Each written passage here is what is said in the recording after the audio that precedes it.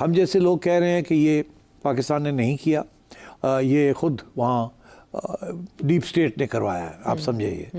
اب دیکھیے deep state, India کی جو ڈیپ اسٹیٹ ہے عائشہ، اس کا کافی رول رہا ہے پہلے بھی۔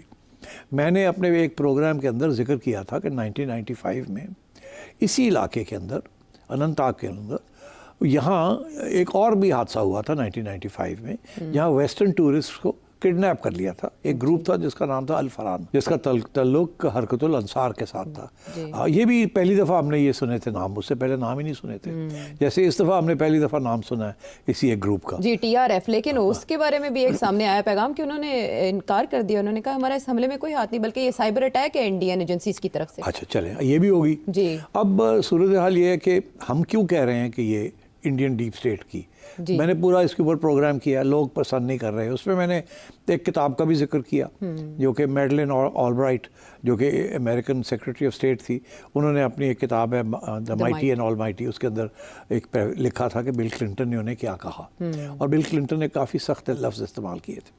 اس کے بعد انڈیا کے اندر جب وہ کتاب چھپی تو شور پڑ گیا، کیونکہ بل کلنٹن نے بیسکلی یہ کہا تھا میڈلن آلبرائٹ کے مطابق کہ ہندو ایکسٹریمسٹس نے یہ کیا ہے۔ اب پاکستان تو ہندو ایکسٹریمسٹ نہیں ایکسپورٹ کرتا، تو اشارہ بل کلنٹن کا تھا انڈین ڈیپ اسٹیٹ کی طرف۔